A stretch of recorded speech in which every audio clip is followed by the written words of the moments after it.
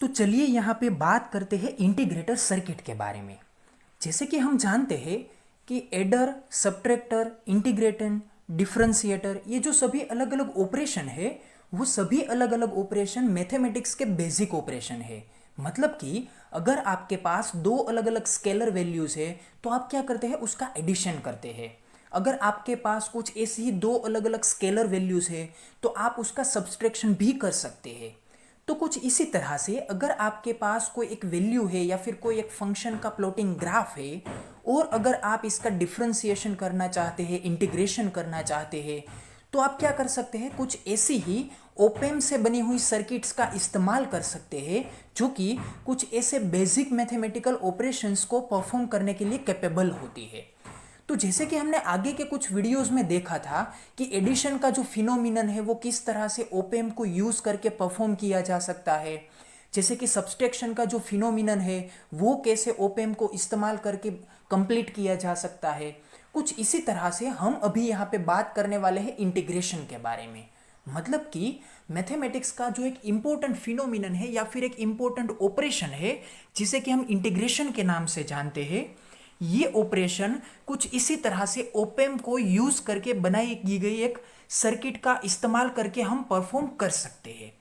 तो अभी हमें यह देखना है कि इंटीग्रेशन को परफॉर्म करने के लिए हमें ओपेम को किस तरह से डिजाइन करना चाहिए और उस डिजाइन का जो वर्किंग मैकेनिज्म है वो वर्किंग मैकेनिज्म किस तरह से यहाँ पे एक्सप्लेन किया जा सकता है और कहाँ पे हम इस सर्किट को इस्तेमाल कर सकते हैं।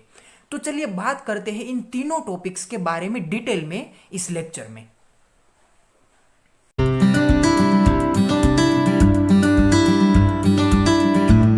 Integrator circuit. The name integrator implies that the circuit performs the mathematical operation of integration. मतलब कि ये जो हमारा पहला स्टेटमेंट है वो यहाँ पे इंटीग्रेटर सर्किट की डेफिनेशन को क्या करता है, रिप्रेजेंट करता है।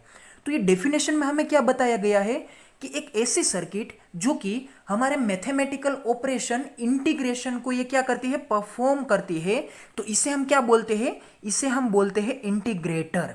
तो ये जो हमारी इंटीग्रेटर सर्किट है, इस सर्किट का जो ये ऑर्डिनरी सा कंस्ट्रक्शन है वो कंस्ट्रक्शन आप यहाँ पे इस फिगर में देख सकते हैं। तो जैसे कि हमने आगे के कुछ वीडियोस में एडर सर्किट के बारे में और सब्ट्रैक्टर सर्किट के बारे में देखा था, फिर हमने इन्वर्टिंग लीनियर एम्पलीफायर और नॉन इन्वर्टिंग लीनियर एम्पलीफायर्स के बारे में स्टडी किया था। तो उन सभी सर्किट्स को आप यहाँ पे अगर थोड़ी सी चेक करेंगे या फिर उसे रिकॉल करने की कोशिश करेंगे तो कुछ आपको कंपैरेटिव साइंस यहाँ पे देखने को मिलेगी। तो देखिए, पहले तो हम यहाँ पे बेसिक फिनोमिनन्स को देख लेते हैं कि ये है हमारे ऑपरेशनल एम्पलीफायर की पूरी सर्किट का ये सिंबलाइजेशन। जैसे कि हम यहाँ पे ऑर्डिनरी सिचुएशन में रिप्रेजेंट करते हैं कि ये आपका है इन्वर्टिंग टर्मिनल, ये है आपका नॉन इन्वर्टिंग टर्मिनल, ये है आपका आउटपुट। मतलब कि यहाँ पे दो इनपुट और एक आउटपुट की एनालॉजी को हम यहाँ पे क्या करते हैं, इस्तेमाल करते हैं। और जैसे कि हम जानते हैं कि यहाँ पे इन्वर्टिंग टर्मिनल के पास हम यहाँ पे अपना इनपुट सिग्नल अप्लाई करने के लिए एक रजिस्टर का इस्तेमाल करते हैं जो कि यहाँ पे सीरीज कनेक्शन में होता है।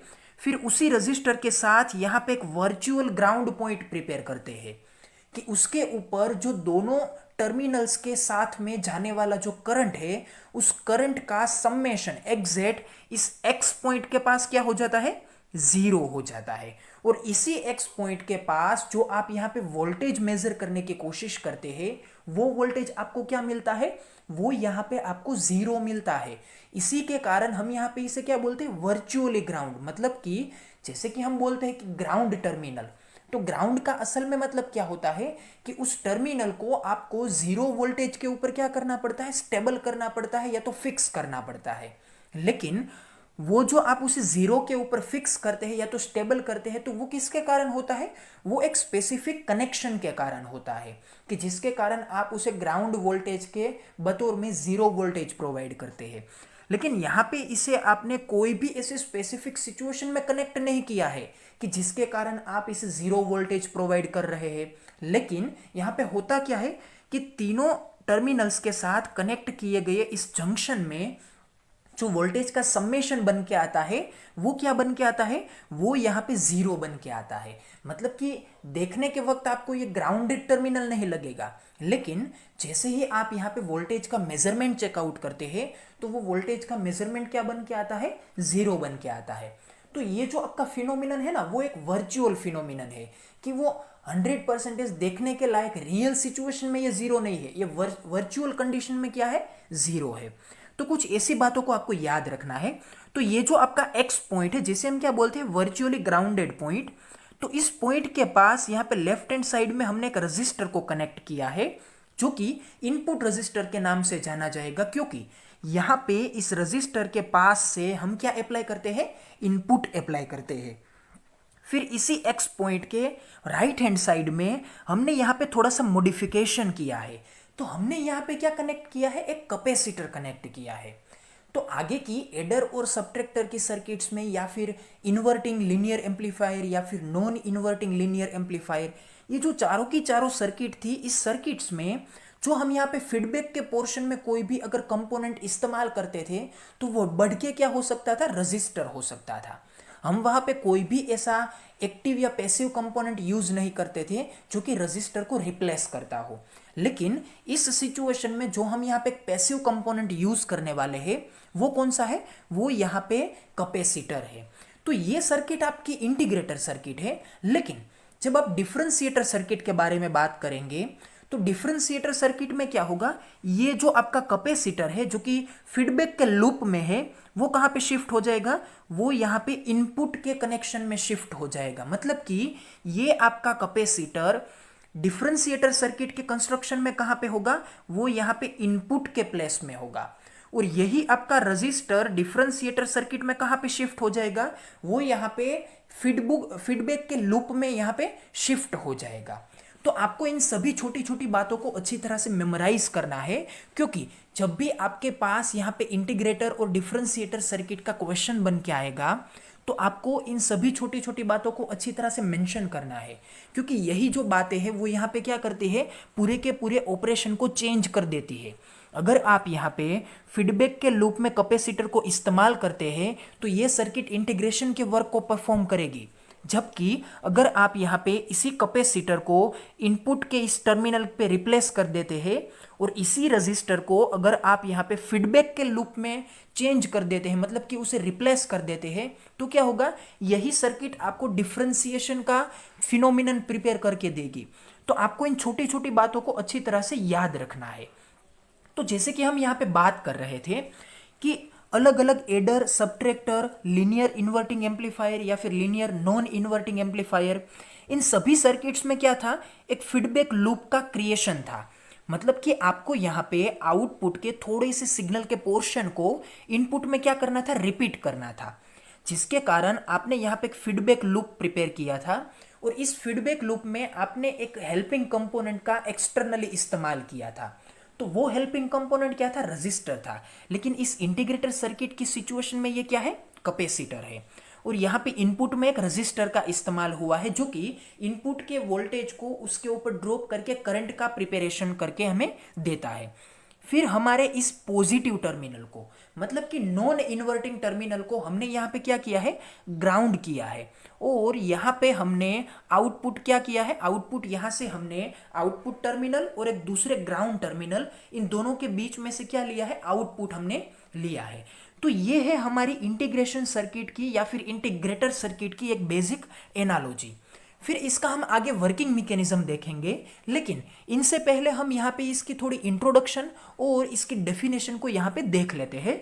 तो जैसे कि हमने डेफिनेशन में बोला था कि कोई भी ऐसी सर्किट जो कि इंटीग्रेशन के मैथमेटिकल ऑपरेशन को परफॉर्म कर सकती है, जिसे हम क्या बोलेंगे, इसे हम बोलेंगे इंटीग्रेटर सर्किट। फिर आगे देखिए, तो op-amp integrator produces an output voltage which is proportional to the integral of the input voltage। मतलब कि ये आपकी इंटीग्रेटर सर्किट एक ऐसी सर्किट है जो कि आउटपुट वोल्टेज हमें बनाकर देती है। लेकिन ये जो आपका आउटपुट वोल्टेज है वो असल में होगा कैसा, वो आउटपुट वोल्टेज प्रोपोर्शनल होगा। किसके प्रोपोर्शनल होगा, वो इनपुट वोल्टेज के इंटीग्रल के प्रोपोर्शनल में होगा। मतलब कि इस इंटीग्रेटर सर्किट का आउटपुट आपके इनपुट वोल्टेज के इंटीग्रेशन के प्रोपोर्शनल में बनेगा। तो ये भी बनती है एक दूसरी डेफिनेशन जो कि हमें इस इंटीग्रेटर सर्किट के वर्किंग मैकेनिज्म का क्या देती है, एक ओवरव्यू देती है। तो इन बातों को भी आपको अच्छी तरह से याद रखना है। फिर आगे देखिए, the circuit is similar to that of the scaler except that the feedback resistor RF is replaced by a capacitor C as shown in the following figure। मतलब कि एक स्केलर सर्किट को आप कंसीडर कीजिए। स्केलर सर्किट मतलब कि जैसे कि हमारी एडर सर्किट थी, तो इस एडर सर्किट में हमारे पास क्या था, एडर सर्किट में हम यहाँ पे एक मल्टीप्लायर का इस्तेमाल करते थे। उस मल्टीप्लायर को हम यहाँ पे एवरेज फाइंड आउट करने के लिए हम क्या करते थे, 1/3 1/4 मतलब कि 1/n की सिचुएशन में प्रिपेयर करते थे।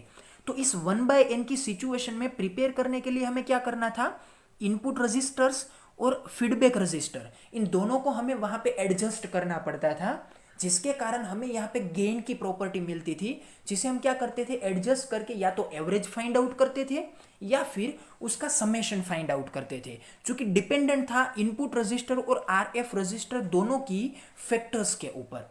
तो हमें उन बातों को याद करके ये बताया गया है कि जैसे कि उन स्केलर सर्किट्स में आप यहाँ पे फीडबैक रजिस्टर इस्तेमाल करते थे, तो आपको यहाँ पे इस फीडबैक रजिस्टर को रिप्लेस करना है। किन से रिप्लेस करना है, इसे आपको एक कैपेसिटर से रिप्लेस करना है, जो कि हमने यहाँ पे इस कैपेसिटर को रजिस्टर के रिप्लेसमेंट में ही यहाँ पे कनेक्ट किया है।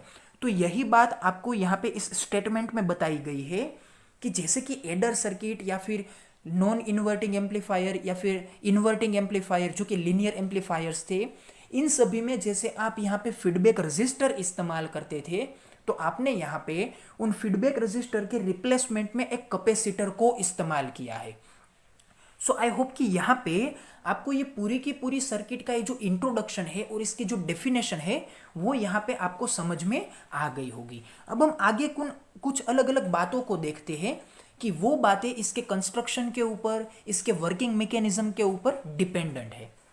We know that the voltage on the plates of capacitor is equal to the change of capacitor divided by the capacitance Q by C। मतलब कि ये जो आपके कैपेसिटर के ऊपर वोल्टेज ड्रॉप होगा वो वोल्टेज कितना होगा, तो जैसे कि हम कैपेसिटर का ये जो फिनोमिनन का इक्वेशन है वो इक्वेशन क्या है, वो यहाँ पे कैपेसिटर की कैपेसिटी को हम क्या बोलते हैं, कैपेसिटेंस। तो जिसे कि हम C is equals to Q by V कुछ इस तरह के इक्वेशन से रिप्रेजेंट करते हैं। मतलब कि यहाँ पे कैपेसिटर का कैपेसिटेंस कितना होगा, वो यहाँ पे उसके ऊपर प्रोवाइड किए जाने वाले वोल्टेज और उसके ऊपर ड्रॉप होने वाले चार्ज, मतलब कि इन दोनों प्लेट्स के ऊपर जो यहाँ पे चार्ज जमा होना है, मतलब कि यहाँ पे ये जो चार्ज प्रोड्यूस होना है या फिर कलेक्ट होना है, उस चार्ज को अगर आप उसके ऊपर प्रोवाइड किए जाने वाले वोल्टेज के साथ यहाँ पे अगर इसका डिवीजन लेते हैं या फिर इसका फैक्टर निकालते हैं, तो वो क्या बनेगा, उस कैपेसिटर की कैपेसिटी बनेगी, जिसे कि हम क्या बोलते हैं, कैपेसिटेंस।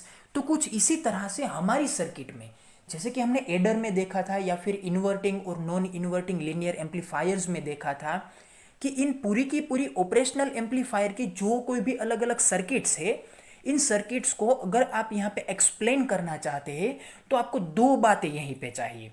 एक तो इसके करंट के रिप्रेजेंटेशन को आपको यहाँ पे मेंटेन करना है, दूसरी बात कि यहाँ पे जो कोई भी कंपोनेंट्स यहाँ पे कनेक्ट किए गए हैं उन सभी कंपोनेंट्स के ऊपर ड्रॉप किए जाने वाले वोल्टेज या फिर उनमें से पास होने वाले वोल्टेज को आपको यहाँ पे क्या करना है, माइंड करना है। मतलब कि कोई भी वर्किंग मैकेनिज्म को एक्सप्लेन करने के लिए आपको यहाँ पे करंट और वोल्टेज इन दोनों टर्म्स का यहाँ पे अच्छी तरह से इस्तेमाल करना है। तो करंट हम कहाँ पे इस्तेमाल करते हैं, करंट हम हमारे इस वर्चुअल ग्राउंड पॉइंट के पास इस्तेमाल करते हैं कि जहाँ पे आपका इनपुट करंट और फीडबैक करंट दोनों क्या हो जाते हैं, इक्वल हो जाते हैं। मतलब कि I is equals to IF दोनों इक्वल बनते हैं। या फिर दूसरी सिचुएशन में अगर आप इस मैथमेटिकल इक्वेशन को थोड़ा सा रीअरेंज करते हैं तो क्या बनेगा, I minus IF is equals to 0। मतलब कि राइट हैंड साइड के IF को आप यहाँ पे लेफ्ट हैंड साइड पे रिप्लेस करते हैं। तो ये है करंट के बेस के ऊपर क्या बनती है, एक सिचुएशन बनती है। दूसरी सिचुएशन ये है कि आप यहाँ पे कितना इनपुट वोल्टेज प्रोवाइड करते हैं, कितना वोल्टेज आपको यहाँ पे आउटपुट पे मिलता है, कितना वोल्टेज यहाँ पे कैपेसिटर के ऊपर ड्रॉप होता है, इन सभी के बीच का जो रिलेशन है वो यहाँ पे वोल्टेज के इक्वेशन में रिप्रेजेंट होता है। और एडर सर्किट में जो हमने एडिशन की बात की थी वो यहाँ पे वोल्टेज की लैंग्वेज में ही की थी। मतलब कि आपको यहाँ पे पूरी की पूरी सर्किट के एनालिसिस को एक्सप्लेन करने के लिए वहाँ पे वोल्टेज का ही बेस लेना पड़ा था। तो कुछ इसी तरह से हमें यहाँ पे क्या करना पड़ेगा, करंट के इक्वेशन में वैल्यूज को रखने के लिए आपको यहाँ पे वोल्टेज की वैल्यूज को क्या करनी पड़ेगी, पहले फाइंड आउट करनी पड़ेगी। तो हम यहाँ पे पहले क्या कर रहे हैं, पहले हम यहाँ पे सभी कंपोनेंट्स के ऊपर ड्रॉप होने वाले वोल्टेज के बारे में इंफॉर्मेशन कलेक्ट कर रहे हैं। तो कैपेसिटर का फिनोमिनन का इक्वेशन क्या है, कैपेसिटर का इक्वेशन है C is equals to Q by V. तो कुछ इसी सिचुएशन में मुझे क्या चाहिए, मुझे यहाँ पे वोल्टेज चाहिए। तो मैं क्या करूंगा, वोल्टेज को यहाँ पे एज ए सब्जेक्ट लूंगा। तो क्या बनेगा, V is equals to Q by C. तो ये यहाँ पे मेरे लिए इंपॉर्टेंट इक्वेशन है जो कि यहाँ पे VC को रिप्रेजेंट कर सकता है, या फिर यू कहिए कि ये VO को भी रिप्रेजेंट कर सकता है। ये किस तरह से VO को रिप्रेजेंट करेगा ये हम यहाँ पे आगे की डिस्कशंस में देखेंगे। तो अभी हाल फिलहाल यहाँ पे ये याद रखिए कि V is equals to Q by C, जो कि हमारे लिए आगे की डिस्कशंस में इंपॉर्टेंट इक्वेशन बनने वाला है। तो यहाँ पे पहले स्टेटमेंट में हमने क्यू बाई सी फैक्टर को क्या बोला है, ये कैपेसिटर के ऊपर प्रोड्यूस होने वाला वोल्टेज बनता है। फिर आगे देखिए, as the voltage across the capacitor is the output voltage VO is equals to Q by C। तो ये जो कैपेसिटर के ऊपर ड्रॉप होने वाला वोल्टेज है वो असल में आउटपुट में मिलने वाले वोल्टेज के इक्वल्स में बनेगा। तो ये किस तरह से ये आपका कैपेसिटर के ऊपर ड्रॉप होने वाला वोल्टेज आउटपुट में मिलने वाले वोल्टेज के इक्वल में बनेगा, ये आपको आगे मैं समझाऊंगा। लेकिन आपको अभी यहाँ पे ये बात याद रखनी है कि जो वोल्टेज आपको कैपेसिटर के ऊपर ड्रॉप होकर मिलेगा वही वोल्टेज आपको क्या मिलेगा, आउटपुट में मिलेगा। फिर आगे देखिए, if the capacitor is charging and discharging the rate of change of voltage across the capacitor is given by VC is equals to Q by C. तो जैसे कि मैंने आपको पहले बोला था कि कैपेसिटर के ऊपर जो ड्रॉप होने वाला वोल्टेज है वो हमारे लिए क्या है, VC is equals to Q by C. और जैसे कि हम जानते हैं कि कैपेसिटर के ऊपर जो वोल्टेज होता है वो वोल्टेज कभी भी कांस्टेंट सिचुएशन में नहीं होता है, क्योंकि अगर हमें कांस्टेंट सिचुएशन में वोल्टेज का इस्तेमाल करना होता तो हम यहाँ पे कैपेसिटर नहीं कनेक्ट करते, हम यहाँ पे ऑर्डिनरी सिचुएशन में रजिस्टर ही कनेक्ट करके, क्योंकि रजिस्टर की ये अच्छी सी एक हमारी कंडीशन है या फिर एक प्रायोरिटी है कि वो अपने ऊपर एक स्पेसिफिक वैल्यू के वोल्टेज को ही क्या करता है, कॉन्स्टेंटली ड्रॉप होने देता है। लेकिन कैपेसिटर यहाँ पे रेट ऑफ चेंज के लिए जाना जाता है, मतलब कि वो चार्ज होता है, डिस्चार्ज होता है। तो ये जो चार्जिंग और डिस्चार्जिंग का फिनोमिनन है वो यही हमें बताता है कि यहाँ पे voltage with respect to the time change होने वाला है, वो इंक्रीज होगा, डिक्रीज होगा। और इस इंक्रीज और डिक्रीज को ही हम यहाँ पे रेट ऑफ चेंज बोलते हैं। और जैसे ही आप यहाँ पे रेट ऑफ चेंज की बात करते हैं तो वहीं पे इंटीग्रेशन और डिफरेंशिएशन की जो डेफिनेशन है वो अपना पाव रख देती है, क्योंकि ये जो आपका रेट ऑफ चेंज है वो ही यहाँ पे डिफरेंशिएशन और इंटीग्रेशन को रिप्रेजेंट करता है या फिर उसे डिफाइन करता है। तो इसी के कारण हम जैसे ही यहाँ पे कोई भी rate of change find out करने की कोशिश करते हैं तो कैपेसिटर यहाँ पे बतौर हेल्पिंग कंपोनेंट यूज होता ही है।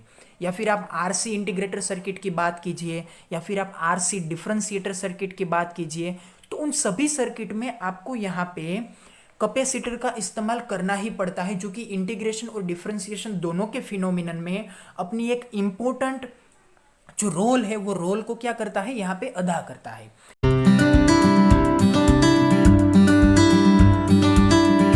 तो चलिए अब इस फिगर के मैकेनिज्म के बारे में बात करते हैं। तो पहले देखिए इस फिगर में थोड़ी सी बातों को जैसे कि हमने आगे डिस्कशंस किया था नोटिस कर लेते हैं कि यहाँ पे इनपुट में जो प्रोवाइड किया जाने वाला वोल्टेज है वो यहाँ पे क्या है, VI है। और इस इनपुट वोल्टेज के कारण आपके इस R1 रजिस्टर को हम क्या बोलेंगे, इनपुट रजिस्टर बोल सकते हैं, क्योंकि ये रजिस्टर इनपुट टर्मिनल के साथ सीरीज में कनेक्ट किया गया है। तो इस इनपुट वोल्टेज और इस इनपुट रजिस्टर दोनों के कारण यहाँ पे ये जो करंट प्रोड्यूस होगा वो यहाँ पे क्या होगा, आई मतलब कि इनपुट करंट। और दूसरी बात कि यहाँ पे आपके जो फीडबैक लूप में कनेक्ट किया जाने वाला कैपेसिटर है, इस कैपेसिटर के ऊपर ड्रॉप होने वाला वोल्टेज क्या है, VC है। कुछ इसी तरह से इस आउटपुट के टर्मिनल में मिलने वाला वोल्टेज क्या है, VO, मतलब कि आउटपुट वोल्टेज VO। इस आउटपुट वोल्टेज के कारण और इस कैपेसिटर की कनेक्टिविटी के कारण इस पूरे के पूरे लूप में जो करंट फ्लो होने वाला है वो कौन सा है, IF, मतलब कि फीडबैक करंट IF। और यहाँ पे ये जो आपका X पॉइंट है जिसे कि हमने क्या बोला है, वर्चुअली ग्राउंड पॉइंट, कि जिसके ऊपर दोनों साइड के टर्मिनल में फ्लो होने वाला करंट क्या हो जाता है, वहां पे इक्वल हो जाता है, जिसके कारण उन दोनों करंट का समेशन 0 बनता है। दूसरी बात कि यहाँ पे ये जो आपका इनपुट टर्मिनल है, इस इनपुट टर्मिनल में कोई भी करंट फ्लो नहीं होगा, जिसका एक्सप्लेनेशन मैंने आपको एडर सर्किट के एक्सप्लेनेशन के वक्त दिया था कि किस तरह से यहाँ पे वर्चुअल ग्राउंड पॉइंट के कारण इस इनपुट टर्मिनल में कोई भी करंट फ्लो नहीं होता है। और आपके इस वर्चुअल एक्स पॉइंट के ऊपर, मतलब कि वर्चुअल ग्राउंड पॉइंट के ऊपर जो वोल्टेज बनेगा वो वोल्टेज क्या होगा, 0 वोल्ट। और उस 0 वोल्ट के कारण ही हमने इसे क्या बोला है, वर्चुअली ग्राउंड, क्योंकि ये असल में ग्राउंड नहीं किया गया है, लेकिन सभी सिचुएशन में इसके ऊपर जो वोल्टेज यहाँ पे प्रिपेयर होता है वो क्या होता है, वो यहाँ पे 0 होता है। तो चलिए आगे यहाँ पे ये देखते हैं कि ये है हमारा स्टार्टिंग का इक्वेशन, जो कि हमारे इस पूरे के पूरे वर्किंग मैकेनिज्म को एक्सप्लेन करने के लिए क्या है, बेसिक है। तो इस इक्वेशन को थोड़ा सा समझने की कोशिश कीजिए। देखिए यहाँ पे इस इक्वेशन में कितने टर्म्स है, यहाँ पे 3 टर्म्स है। एक है VC, दूसरी है VX और तीसरी है VO, मतलब कि आउटपुट वोल्टेज। अब देखिए VC मतलब कि कैपेसिटर के ऊपर ड्रॉप होने वाला वोल्टेज, वो कितना होगा, वो यहाँ पे VX माइनस VO के जितना होगा। तो देखिए ये किस तरह से बनता है, आप इस इक्वेशन को पहले से थोड़ा रीअरेंज कर दीजिए ताकि आपको इस इक्वेशन को समझने में आसानी रहेगी।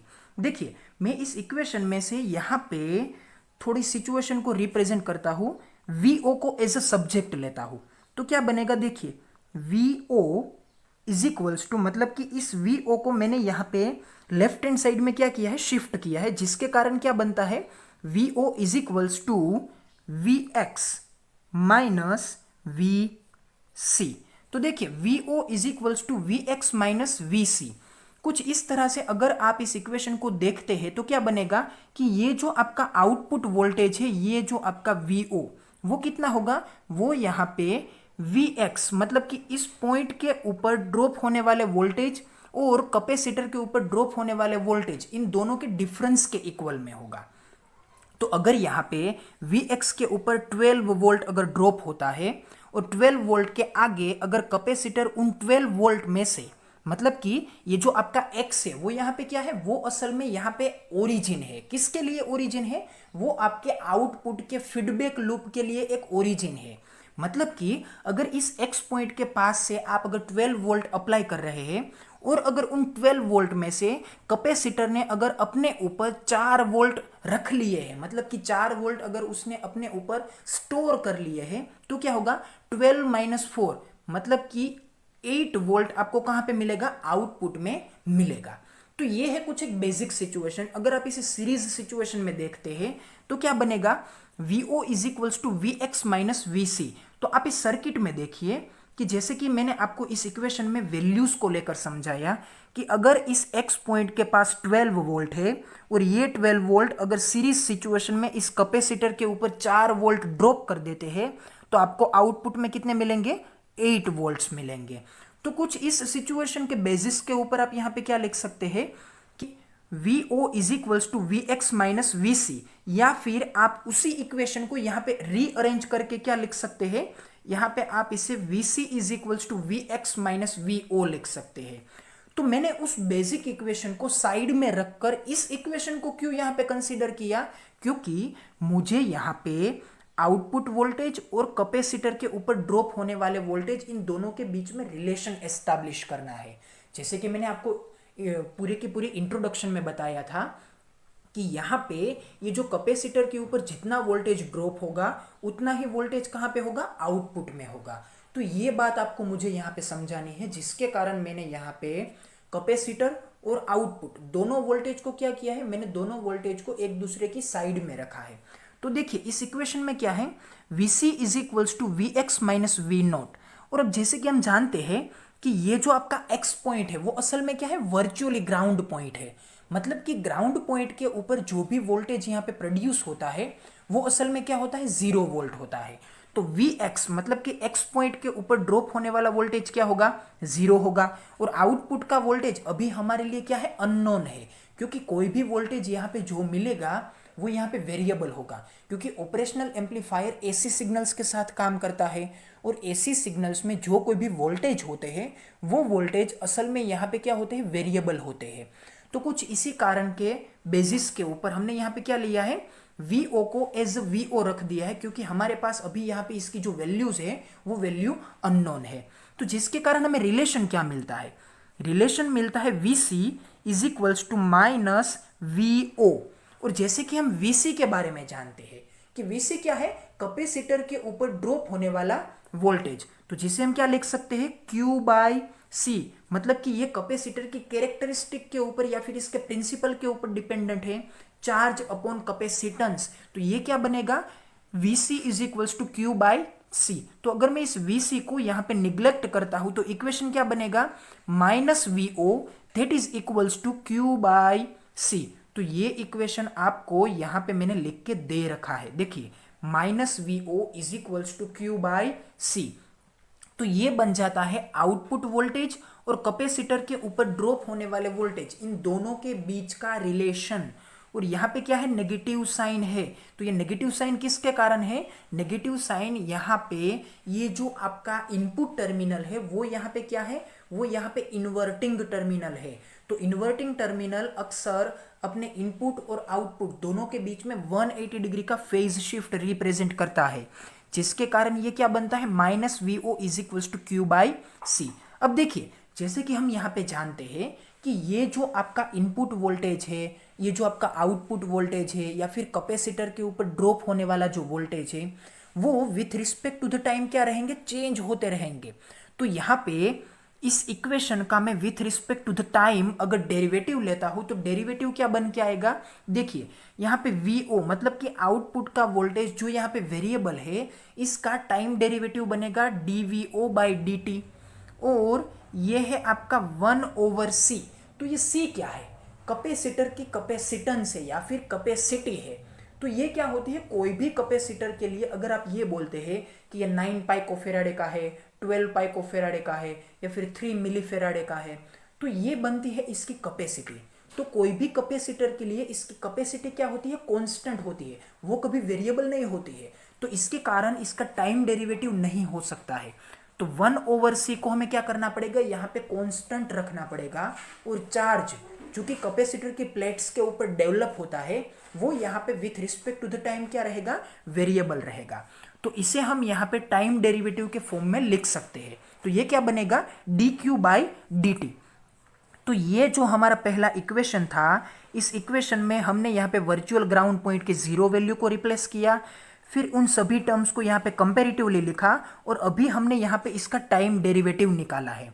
तो फिर इस टाइम डेरिवेटिव के C को अगर मैं यहाँ पे आगे मल्टीप्लाई करके रीअरेंज करता हूँ तो ये इक्वेशन कुछ इस तरह से बनेगा, minus C into dVO by dt is equals to dQ by dt। और अगर यहाँ पे मैं इस dQ बाई dt को एज अ सब्जेक्ट लेता हूँ तो क्या बनेगा, dQ by dt is equals to minus C into dVO by dt, जो कि हमारे लिए आगे के डिस्क्रिप्शन में इंपॉर्टेंट इक्वेशन बनेगा। तो आपको इस इक्वेशन को याद रखना है, dQ by dt is equals to minus C into dV0 by dt। अब देखिए इस डिस्क्रिप्शन में क्या लिखा है, but dQ by dt is the current and since the node voltage of the integrating op amp at its inverting input terminal is 0 at the point x। मतलब कि आपके इस नोडल पॉइंट मतलब कि इस x पॉइंट के पास ये जो इनपुट का करंट है जो कि इनपुट टर्मिनल में जाएगा वो यहाँ पे क्या रहेगा, 0 रहेगा। और उसके ऊपर ड्रॉप होने वाला वोल्टेज क्या होगा, वो भी यहाँ पे क्या होगा, 0 होगा। लेकिन ये जो आपका dQ बाई dt टर्म है वो असल में क्या है, वो यहाँ पे करंट को रिप्रेजेंट करता है। क्योंकि हम करंट के इक्वेशन को अगर लिखते हैं तो वो यहाँ पे क्या आता है, D Q by D T. तो ये आपका इक्वेशन करंट को रिप्रेजेंट करता है, जो कि हम यहाँ पे इस इक्वेशन में मॉडिफिकेशन लेंगे, जो कि आगे की स्लाइड में मैंने आपको यहाँ पे दे रखा है। देखिए, hence the input current I I flows through the input resistor R1। तो ये जो आपका इनपुट करंट है, वो इनपुट करंट ओहमिक लॉ के बेसिस के ऊपर क्या बनेगा, V is equals to I R. तो उस बेसिस के ऊपर I is equals to V upon R। तो V क्या है, वो यहाँ पे है VI इनपुट वोल्टेज, और यहाँ पे R क्या है, R1, या फिर आप ये बोलिए कि RI है। तो कुछ इसी सिचुएशन के ऊपर अगर आप यहाँ पे इनपुट करंट के इक्वेशन को लिखना चाहते हैं तो वो क्या बनेगा, I I is equals to V I upon R1। और अगर आप इस इक्वेशन को देखते हैं तो ये क्या है, वो यहाँ पे कुछ इस तरह से है, V I minus V X, मतलब कि इन दोनों टर्मिनल्स के बीच का जो पोटेंशियल का डिफरेंस है वो यहाँ पे आपको कंसीडर करना है। तो V I minus V X, तो वी एक्स तो असल में क्या है, वो यहाँ पे जीरो होगा क्योंकि ये वर्चुअली ग्राउंड पॉइंट है। और ये किन से डिवाइड होगा, वो यहाँ पे रजिस्टर R1 से डिवाइड होगा। तो अगर आप इस इक्वेशन को कंसीडर करते हैं तो भी आपको फाइनल आंसर क्या मिलना है, वी आई अपॉन R1, जो कि यहाँ पे इनपुट करंट को क्या करता है, रिप्रेजेंट करता है। The current flowing through the feedback capacitor is, मतलब कि इस फीडबैक लूप में जो करंट फ्लो होगा वो यहाँ पे क्या बनेगा, क्योंकि हमें यहाँ पे फाइनल सिचुएशन में कोई भी अगर कंसिडरेशन लेना है तो वो किसके ऊपर डिपेंड होगा, वो यहाँ पे आई आई और आई एफ के ऊपर डिपेंड होगा। तो अभी हमने यहाँ पे इस इक्वेशन के बतौर में आई आई को फाइंड आउट कर लिया है। अब हमें किसे फाइंड आउट करना है, आई एफ को फाइंड आउट करना है। तो आई एफ क्या बनेगा, देखिए I F is equals to C into D V O by D T is equals to minus D Q by D T. देखिए इतने इक्वेशन को आपने आगे देखा था, ये क्या था, D Q by D T is equals to minus C into D V O by D T. लेकिन उस पूरी की पूरी स्लाइड में आखिर में हमने ये भी बोला था कि D Q by D T असल में क्या है, ये कैपेसिटर के इस लूप में से पास होने वाले करंट को रिप्रेजेंट करता है। तो कैपेसिटर के लूप में से जो करंट पास आउट होगा वो करंट क्या होगा, वो यहाँ पे आई एफ मतलब कि फीडबैक करंट होगा। तो जिसके कारण हमने यहाँ पे इस पूरे के पूरे स्टेटमेंट में मतलब कि D Q by D T term को हमने यहाँ पे क्या बोला है, आई एफ बोला है। तो अभी आपको यहाँ पे ये समझ में आया होगा कि मैंने आगे के डिस्क्रिप्शन में जो कैपेसिटर के डिस्चार्जिंग, चार्जिंग और उसके ऊपर डेवलप होने वाले चार्ज के टाइम रेट को किस तरह से वहाँ पे क्यों डिफाइन किया था, वो अभी आपको यहाँ पे समझ में आया होगा। क्योंकि इस इक्वेशन को फाइंड आउट करने के बाद मुझे इस टर्म को क्या बोलना था, यहाँ पे इसे मुझे आई एफ बोलना था। इसके कारण मैंने यहाँ पे इस पूरे के पूरे इक्वेशन को आगे क्या किया था, डिराइव किया था। अब मेरे पास दोनों वैल्यूज है, आई आई भी है और आई एफ भी है। अब मैं क्या करूंगा, इस वर्चुअल एक्स पॉइंट के पास उन वैल्यूज को यहाँ पे इक्वेशन के फॉर्म में लिखने की कोशिश करूंगा, और उस इक्वेशन के कारण मुझे यहाँ पे क्या मिलेगा, मुझे यहाँ पे इन करंट्स के बीच का रिलेशन मिलेगा, और उस रिलेशन को यहाँ पे रीअरेंज करने के कारण मुझे यहाँ पे ये जो इंटीग्रेटर सर्किट है उसका कैरेक्टरिस्टिक टर्म मुझे यहाँ पे मिल जाएगा। तो देखिए, if the input impedance of op-amp is assumed to be infinite, no current flows into the op-amp terminals। तो ये क्या है, अगर हम यहाँ पे इनपुट टर्मिनल का ये जो इम्पीडेंस है, इस इम्पीडेंस को अगर मैं यहाँ पे इनफाइनाइट कंसीडर करता हूँ तो इनपुट करंट में कोई भी करंट फ्लो नहीं होगा, जिसके कारण यहाँ पे क्या होगा, ये पूरा का पूरा करंट फीडबैक में जाएगा, और फीडबैक में जाने के कारण आई आई और आई एफ दोनों एक दूसरे के क्या हो जाएंगे, इक्वल हो जाएंगे। क्योंकि अगर ये इनफाइनाइट है तो यहाँ से आने वाला करंट डायरेक्टली यहाँ पे जाएगा, ना ही कि ये नीचे आएगा। क्योंकि अगर ये नीचे आता तो क्या होता, इनपुट करंट इस लूप के करंट और इस लूप के करंट, दोनों लूप के करंट के एडिशन के इक्वल में आता। लेकिन यहाँ पे ये आपके इनपुट टर्मिनल के ये पूरे के पूरे वे में करंट को जाने के लिए क्या है, इनफाइनाइट इम्पीडेंस है, जिसके कारण करंट इस लूप में कुछ भी पोर्शन में नहीं जाएगा, और पूरा का पूरा करंट कहाँ पे जाएगा, इस फीडबैक लूप में जाएगा, जिसके कारण आप यहाँ पे इन दोनों करंट्स को इक्वली लिख सकते हैं। तो ये स्टेटमेंट भी आपको याद रखना चाहिए। अगर आपके दिमाग में ये क्वेश्चन है कि ऐसा क्यों होता है कि इनपुट के इस टर्मिनल में इम्पीडेंस इनफाइनाइट है, तो इसके लिए आपको एक वीडियो देखना पड़ेगा जो कि मैं आपको बना के दूंगा, जो कि पूरे के पूरे ऑपरेशनल एम्पलीफायर की अलग अलग प्रॉपर्टीज को एक्सप्लेन करेगा। मतलब कि आपको कुछ ऐसे पैरामीटर्स को यहाँ पे अज्यूम करना है या फिर उसे मेंटेन करना है जो कि ऑपरेशनल एम्पलीफायर से बनने वाली सभी सर्किट्स को यहाँ पे क्या करेगा, अच्छी तरह से रन करने के लिए इंपॉर्टेंट साबित होगा।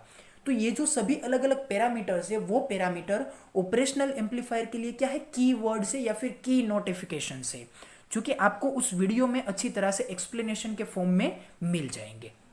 तो देखिए, जैसे कि मैंने आपको पहले बोला था, therefore the nodal equation at the inverting input terminal is given bye, मतलब कि ये जो आपका नोडल इक्वेशन है वो क्या है, I I minus I F is equals to zero, या फिर आप इसे यू भी बोल सकते हैं कि I I is equals to I F. तो ये जो आपका इनपुट करंट है वो यहाँ पे क्या है, V I upon R one, जो कि इतने पोर्शंस के ऊपर डिपेंडेंट है। प्रॉपर्टीज के ऊपर हमने जो यहाँ पे रेट फाइंड आउट किया था वो यहाँ पे क्या बन के आता है, वो यहाँ पे minus C into D V O by D T, कुछ इस इक्वेशन के बेसिस के ऊपर बन के आता है। तो ये है आपका इक्वेशन जो कि इनपुट करंट और फीडबैक करंट दोनों करंट्स के बीच के रिलेशन को क्या करता है, रिप्रेजेंट करता है। तो इस इक्वेशन में से मैं यहाँ पे इस सी को इस इक्वेशन के साइड में डिनोमिनेटर में लिखता हूं, तो ये क्या बनेगा, C इंटू आर वन। फिर इस इक्वेशन में ये जो आपका डिनोमिनेटर का dt है, इस dt को मैं यहाँ पे क्या रिप्लेस करता हूं, लेफ्ट हैंड साइड में रिप्लेस करता हूं। तो ये पूरा का पूरा इक्वेशन क्या बनेगा, V I upon C R one into D T is equals to minus D V O. तो ये यहाँ पे आपको आउटपुट के वोल्टेज को with respect to the time derivative, मतलब कि रेट ऑफ चेंज, कुछ इस तरह से ये इक्वेशन को क्या करता है, रिप्रेजेंट करता है। तो देखिए, D V O is equals to minus V I upon C R one into D T, मतलब कि अगर मैं इस पूरे के पूरे इक्वेशन को टाइम इंटीग्रेशन के फॉर्मेट में लिखने की कोशिश करता हूं तो ये क्या बन के आएगा, देखिए यहां पे भी इंटीग्रेशन होगा, यहाँ पे भी इंटीग्रेशन होगा। तो इंटीग्रेशन होने के कारण ये जो आपका डी वी ओ है वो यहाँ पे क्या हो जाएगा, वो असल में यहाँ पे वी ओ हो जाएगा। तो ये यहाँ पे आप इस प्रिंट मिस्टेक को माइंड कीजिएगा कि ये अब यहाँ पे डी वी ओ नहीं रहेगा, क्योंकि ये इसका इंटीग्रेशन हो जाएगा और इंटीग्रेशन होने के कारण ये क्या बन जाएगा, वी ओ बन जाएगा। और V O is equals to क्या होगा, माइनस, क्योंकि ये इक्वेशन की माइनस साइन है। फिर इसका इंटीग्रेशन होगा जीरो से लेकर टी तक, और यहां पे इक्वेशन का टर्म क्या बनेगा, V I upon C R one into D T. लेकिन ये जो आपका कैपेसिटर का कैपेसिटेंस है वो क्या होगा, वो यहाँ पे कांस्टेंट होगा। और ये जो इनपुट में कनेक्ट किया जाने वाला रजिस्टर R1 है वो भी यहाँ पे क्या होगा, वो भी यहाँ पे कांस्टेंट होगा, जिसके कारण यहाँ पे C और R1 दोनों टर्म कांस्टेंट होने के कारण आप इसे यहाँ पे इक्वेशन के इंटीग्रेशन के टर्म में से क्या ले सकते हैं, एज अ कांस्टेंट बाहर ले सकते हैं। तो ये क्या बनेगा, देखिए वी ओ, यहाँ पे फिर से बोलता हूं कि इस डी को यहाँ पे निग्लेक्ट कीजिएगा क्योंकि ये प्रिंट मिस्टेक है। तो V O is equals to minus one upon C R one integration from zero to T V I into D T. तो इस इक्वेशन को देखिए, इस इक्वेशन में ये जो आपका इनपुट वोल्टेज है वो यहाँ पे टाइम इंटीग्रेट होता है, मतलब कि जीरो से लेकर टी तक के पोर्शन में ये with respect to the time integrate होता है। और ये किसके इक्वल में आता है, ये आउटपुट के इक्वल में आता है। मतलब कि यहाँ पे आप जो कोई भी इनपुट वोल्टेज प्रोवाइड करेंगे बतौर वी आई, वो यहाँ पे टाइम के रिस्पेक्ट में इंटीग्रेट हो जाएगा और ये आपको क्या मिलेगा, आउटपुट के बतौर में मिलेगा। तो यहाँ पे अगर मैं इस पूरे के पूरे लेक्चर का ओवरव्यू देने की कोशिश करता हूं तो ये ओवरव्यू क्या है, ये थे आपके करंट के बेस के ऊपर बनने वाला इक्वेशंस। इस इक्वेशन में आपने यहाँ पे आई आई और आई एफ दोनों का डिफरेंस फाइंड आउट किया तो वो यहाँ पे आपको क्या मिला है, जीरो मिला है, जिसके कारण आप इन दोनों को इक्वल्स में लिख सकते हैं। और जैसे ही मैंने यहाँ पे आई आई और आई एफ दोनों की वैल्यू को यहाँ पे सेटअप किया है तो मुझे ये इक्वेशन कुछ इस तरह से रीअरेंज होकर और यहाँ पे इंटीग्रेशन होने के बाद क्या मिलता है, V O is equals to minus one upon C R one integration from zero to T V I D T. So I hope कि यहाँ पे आपको ये पूरा का पूरा एक्सप्लेनेशन समझ में आ गया होगा। देखिए Thus, the output voltage is proportional to the integration of the input voltage. The minus sign indicates 180 degree phase shift due to input applied at the inverting input terminal. चूंकि हमें इक्वेशन में एक minus sign मिली थी कि VO is equals to minus 1/CR1 integration from 0 to T VI dt. तो ये जो equation में हमें माइनस साइन मिली थी, वो माइनस साइन यहाँ पे क्या रिप्रेजेंट करती है कि ये हमारा इनपुट हमारे इस इन्वर्टिंग टर्मिनल से दिया गया है. तो अगर हमारा इनपुट कोई भी ऑपरेशनल एम्पलीफायर की सर्किट में इन्वर्टिंग टर्मिनल से दिया जाता है तो वो हमेशा हमें आउटपुट में क्या देता है, 180 डिग्री का फेज शिफ्ट देता है. सो आई होप कि यहाँ पे आपको ये पूरा का पूरा इंटीग्रेटर सर्किट के बारे में जो एक्सप्लेनेशन था वो एक्सप्लेनेशन इस लेक्चर में समझ में आ गया होगा.